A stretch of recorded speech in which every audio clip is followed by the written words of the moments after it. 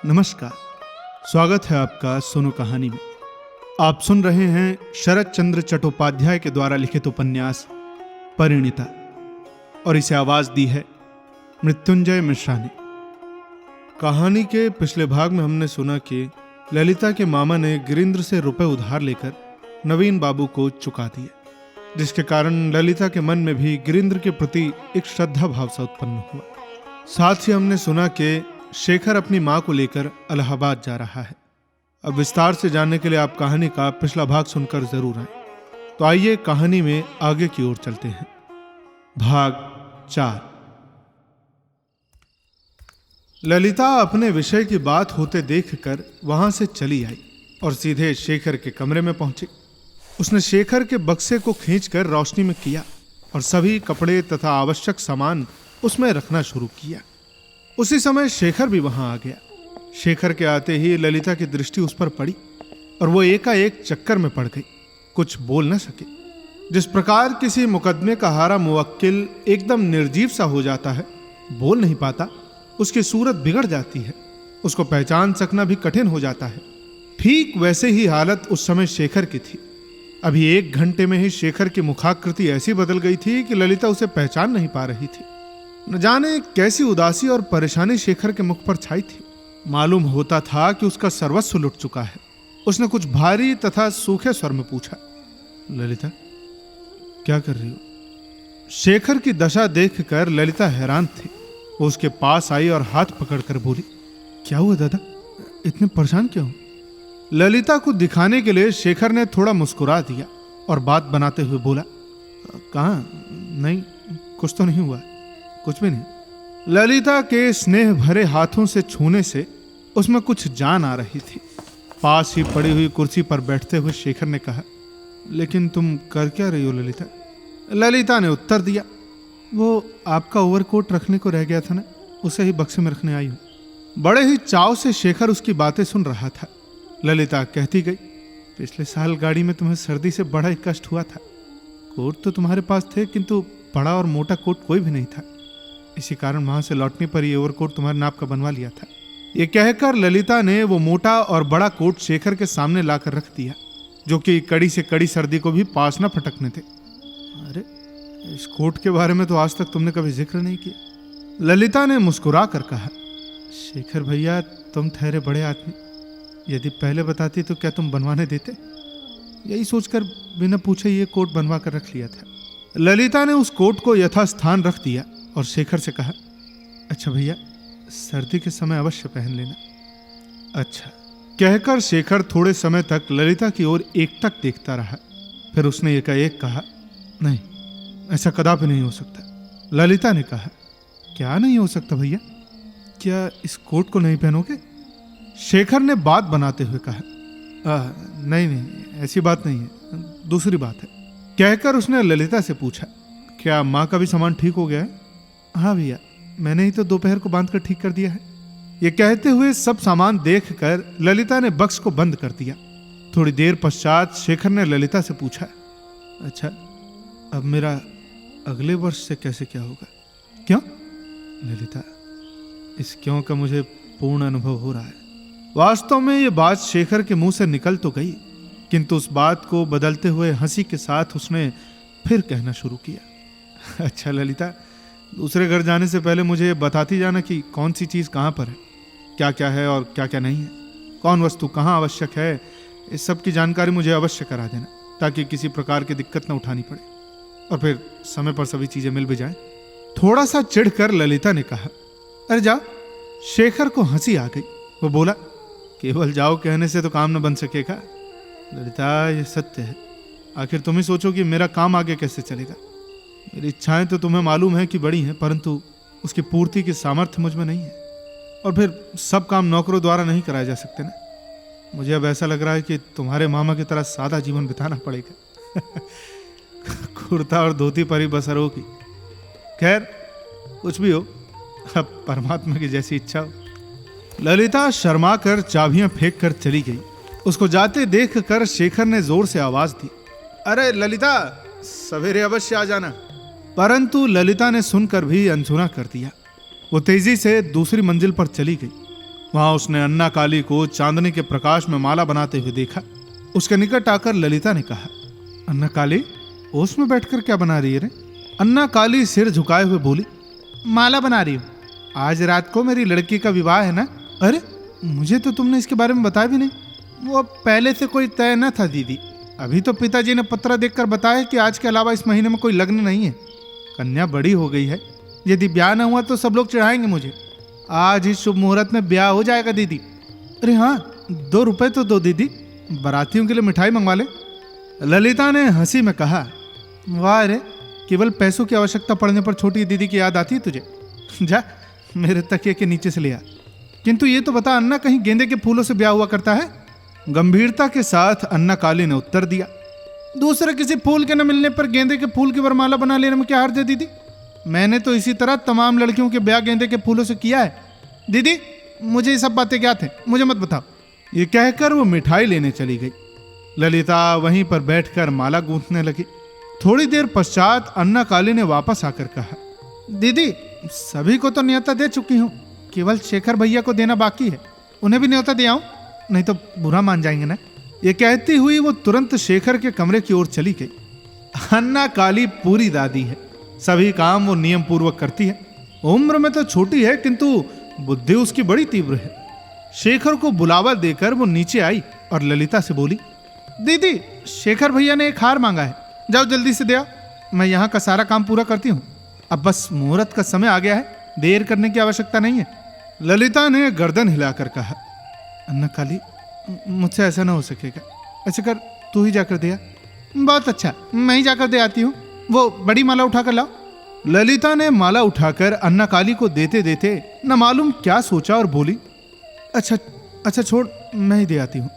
अन्ना काली ने बुढ़े की भांति गंभीर स्वर में कहा, ऐसे ही करो जीजी, मुझे तो अभी सैकड़ों काम करने बाकी हैं, दम लेने तक का मौका नहीं मिलता। अन्ना काली के कहने के ढंग और बुड्ढों जैसी बातें सुनकर ललिता की हंसी न रुक सकी। वो माला लेकर हंसती हुई चली गई।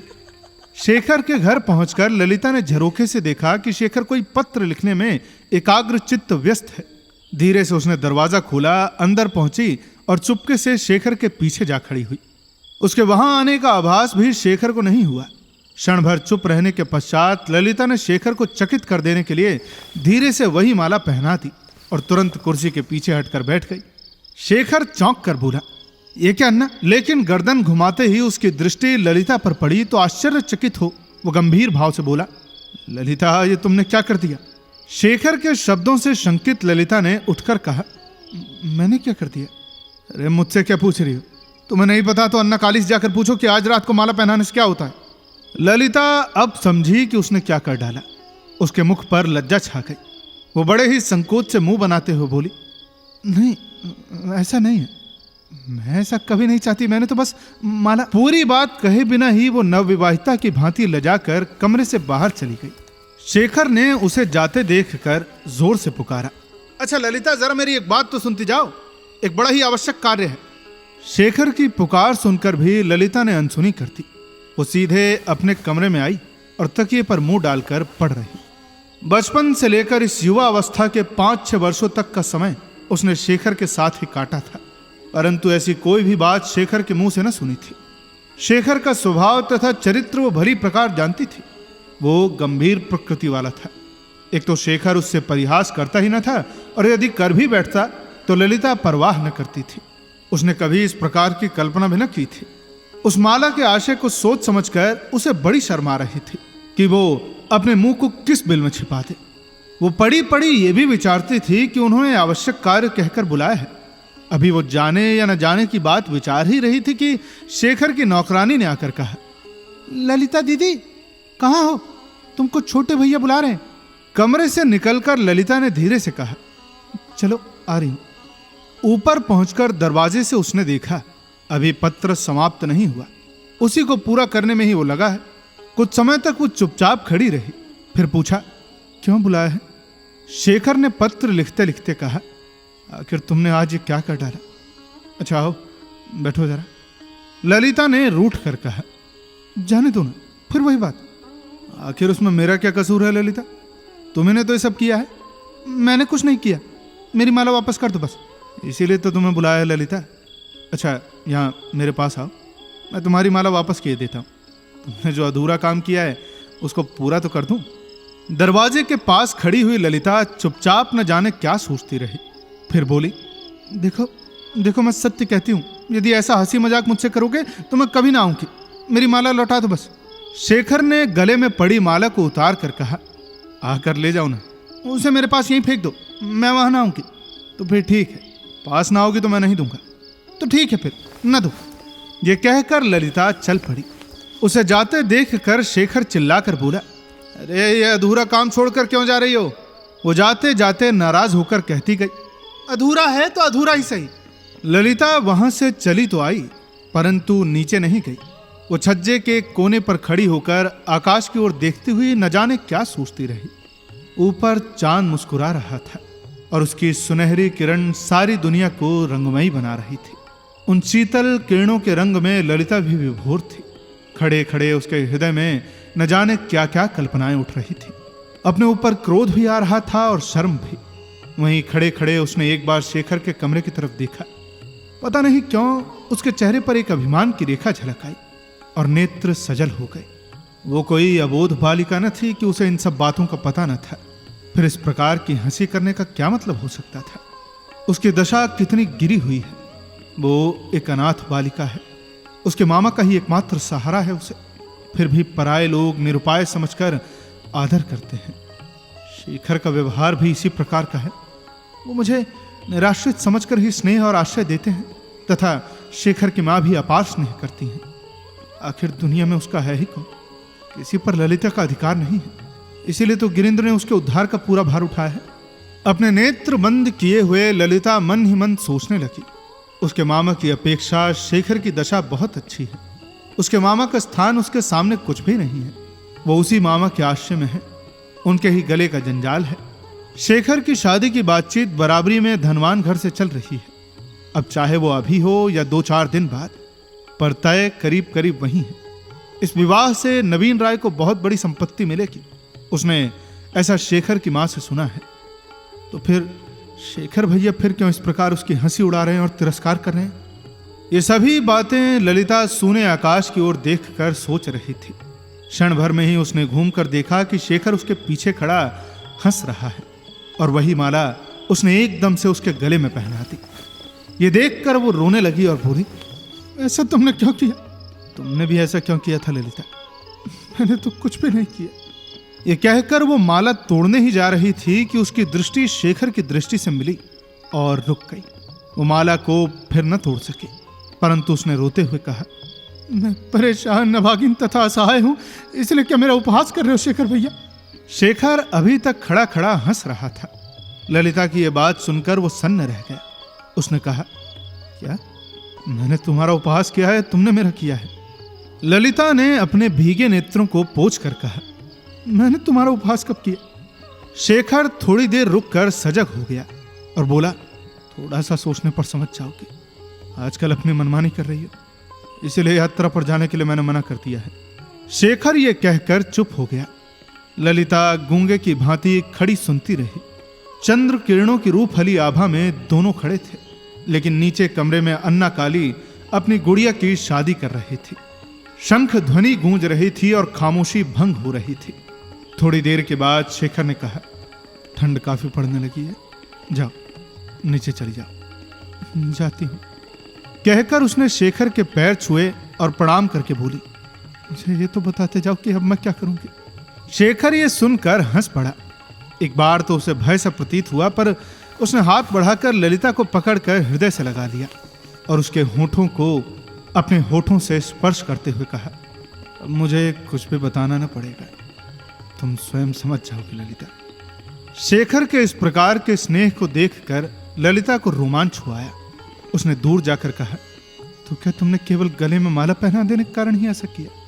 मुस्कुराते हुए शेखर ने कहा, नहीं ललिता, ऐसी बात नहीं है। मैं तो स्वयं काफी दिनों से ऐसा करने के विचार कर रहा था, परंतु फिर किसी तरह का निश्चय न कर पाता था। आज अब ये अंतिम निश्चय हो ही गया। मुझे आज अनुभव हो रहा है कि तुम्हें त्याग कर मैं कहीं नहीं रह सकता, कहीं नहीं।